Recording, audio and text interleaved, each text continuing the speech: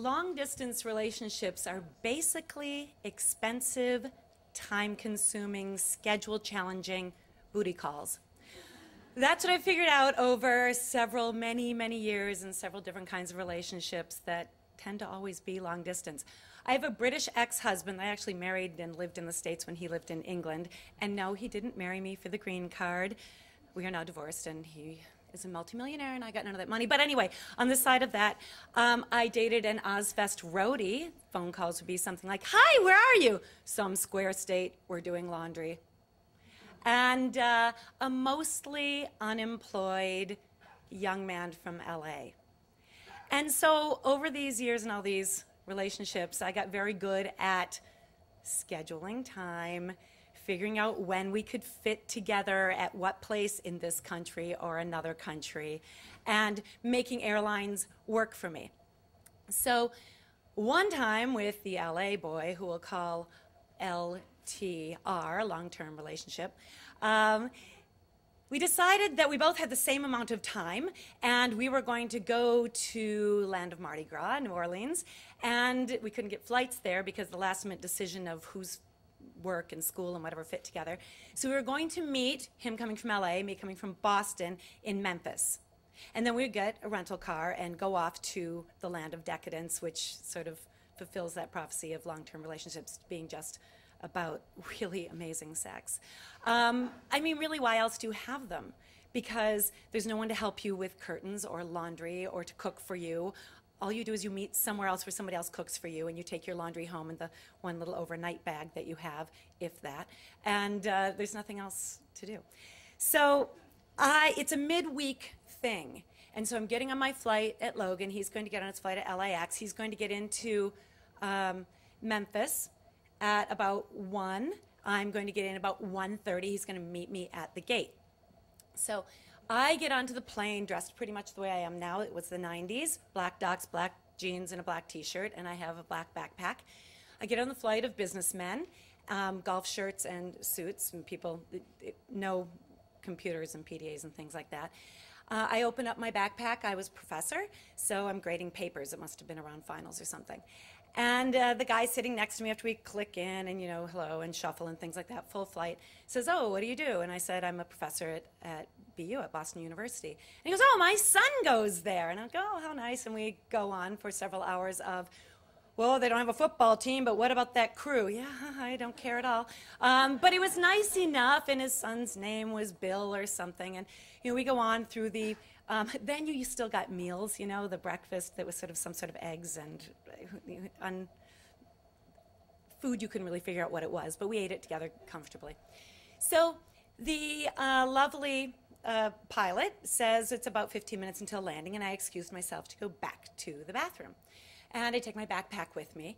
It seems that my ex-significant other and I had come to sort of surprising each other at the airport. He would bring me flowers, or I would bring him 2 Slurpees with rum in them or something like that. One time he met me dressed in a suit with a sign like he was a chauffeur to pick me up and didn't know where I was, and that was sort of fun. So I had this great idea of how I would meet him in Memphis. And I go back into the bathroom, and every time I go in the bathrooms, I'm not quite sure how I did this now, sort of like those of you that belong to the Mile High Club. You don't know how you get so much room. Anyway, so I'm in there with my bag, and I take out my makeup bag, and I start to apply blue, really blue eyeshadow. And then the liquid eyeliner comes out, and I put on a little bit of hot pink blush. And I take off my jeans, thus exposing the fishnets I have underneath. I took off the Doc Martens first, of course.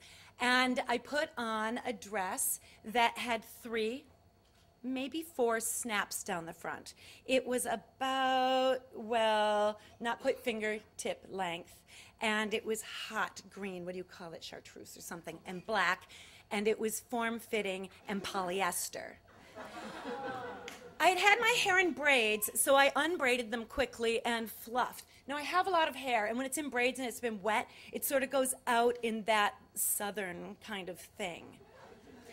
I slipped into my 5-inch stilettos, I'm 6 feet tall already, and picked up my bag and went back to my seat, wherein Billy's dad looks up at me and does this and starts looking really uncomfortable.